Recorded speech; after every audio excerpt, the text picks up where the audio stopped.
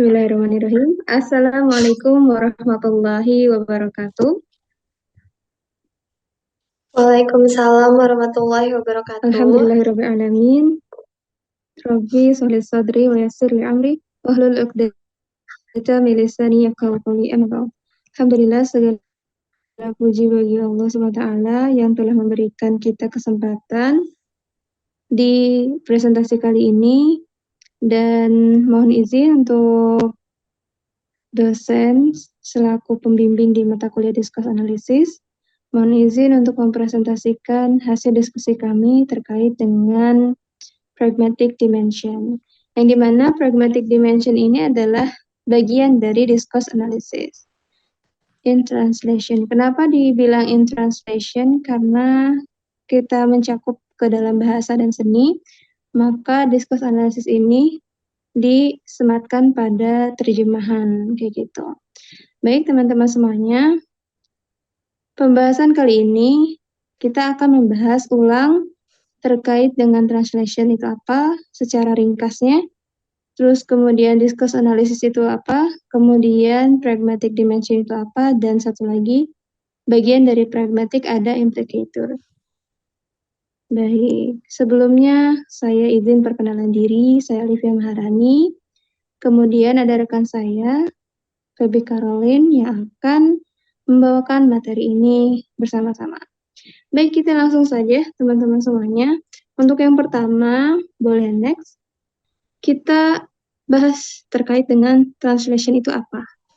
Nah, di sini kan disebutkan bahwa translation is the process of converting text or voice from one language to another while retaining meaning, context, style, and tone. Jadi nggak asing ya teman-teman semuanya bahwa translation itu adalah terjemahan atau menerjemahkan.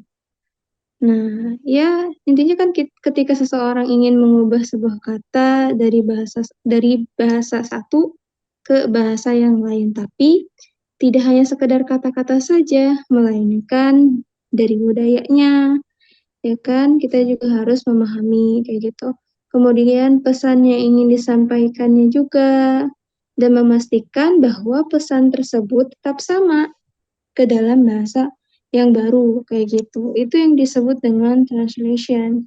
Kemudian di sini juga kita akan coba lihat metode yang digunakan dalam menerjemahkan, yaitu salah satunya ada discourse analysis ini kayak gitu. Nah, karena discourse analysis ini sebuah metodologi, kan? Maka itu adalah cara kita untuk memeriksa dan memahami teks dalam bahasa yang awal gitu atau bahasa sumbernya, serta mencoba menerjemahkannya ke dalam bahasa yang lain dengan lebih baik lagi kayak gitu. Nah, ini tuh seperti kita menggali lebih dalam lagi untuk memahami apa yang ingin disampaikan dalam teks, kemudian juga kita menggali lagi bagaimana kata-kata kalimat itu disusun, kayak gitu. Terus juga kita memperhatikan juga bagaimana konteks dan budaya itu bisa mempengaruhi arti yang disampaikan. Ya, kayak gitu. Boleh next. Kemudian, di dalam menerjemahkan juga, ya, menerjemahkan teks, discourse analysis juga, itu membantu kita untuk determine to understanding, ya. Jadi memahami maksud yang sebenarnya kayak gitu dari teks asal kayak gitu. Kemudian juga examine how meaning is constructed and communicated throughout the discourse. Jadi itu tuh melihat gimana cara penyampaian pesannya itu dalam teks. Kemudian juga discourse analysis membantu kita untuk mengetahui pengaruh budaya dan konteks dalam bahasa yang digunakan, serta menentukan cara terbaik untuk menerjemahkan, ya, agar pesan itu tetap disampaikan dengan baik. Kemudian memastikan bahwa terjemahan itu tetap terhubung dan masuk akal dengan teks asalnya.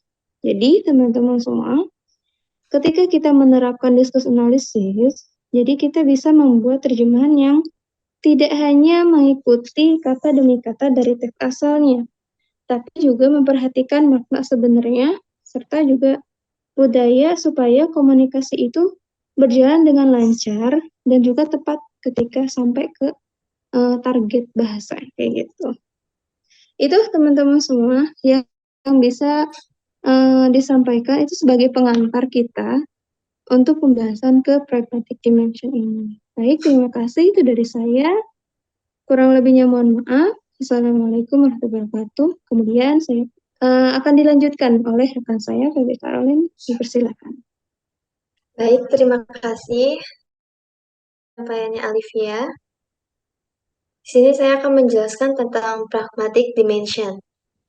Ya, pragmatic dimension mengacu pada aspek-aspek penggunaan bahasa yang berkaitan dengan fungsi dan konteks komunikasi.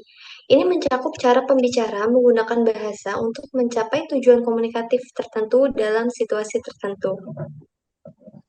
Kemudian, pragmatic dimension memperhitungkan bagaimana konteks tujuan komunikatif dan faktor-faktor lainnya yang mempengaruhi pemahaman dan produksi bahasa dalam situasi komunikasi tertentu.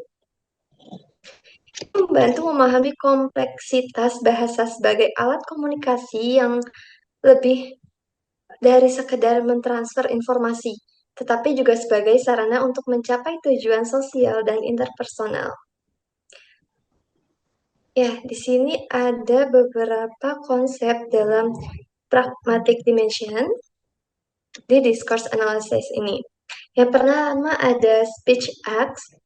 Speech acts ini adalah tindakan yang dilakukan melalui penggunaan bahasa, seperti meminta, memerintahkan, meminta maaf, atau menyatakan sesuatu. Kemudian ada implicature. Implicature adalah salah satu konsep dalam pragmatik yang merujuk pada makna yang tersirat atau diinduksi dari sebuah ucapan atau pernyataan. Kemudian ada politeness strategies, yaitu pembicara menggunakan strategi kesopanan untuk menjaga harmoni dan memperoleh dukungan dari mitra percakapannya. Kemudian ada contextual factors. Di sini contextual factors itu makna suatu ungkapan yang seringkali bergantung pada konteks di mana itu digunakan. Lalu yang kelima ada perceptions. Ya, perceptions itu tergantung situasi dan budaya, komponen budaya. Kemudian kita akan membahas tentang implicators. Next. Seperti yang sudah saya bahas, implicature adalah salah satu konsep dalam pragmatik yang merujuk pada makna yang tersirat atau diinduksi dari sebuah ucapan atau pernyataan yang tidak secara eksplisit diungkapkan oleh pembicara, tetapi disimpulkan oleh pendengar berdasarkan konteks komunikasi. Dalam situasi percakapan, implicature terjadi ketika pendengar menarik kesimpulan tambahan dari apa yang sebenarnya diucapkan oleh pembicara, berdasarkan pada asumsi bahwa pembicara bertindak secara kooperatif dalam berkomunikasi. Next, ya, di sini ada dua kategori dalam implicature. Yang pertama ada conventional implicature. Ini adalah implikator yang terkait dengan makna yang diberikan secara langsung oleh struktur gramatikal atau leksikal dari kalimat tertentu. Implikator konvensional ini tidak bergantung pada prinsip-prinsip kerjasama konversasional, tetapi lebih pada konvensi bahasa itu tersendiri. Lalu yang kedua ada conventional implicator. Ini adalah implikator yang dihasilkan oleh prinsip-prinsip kerjasama konversasional dari asumsi kooperatif yang menyertai percakapan. Yang pendengarnya biasanya beroperasi di bawah prinsip kerjasama yang mengharuskan mereka untuk berkontribusi pada pembicara dengan cara yang efektif dan relevan.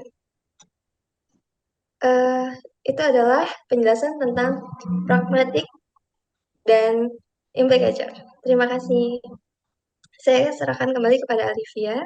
Baik, terima kasih untuk pembahasannya. Baik, teman-teman, itu adalah pembahasan terkait dengan pragmatic dimension yang kami sampaikan.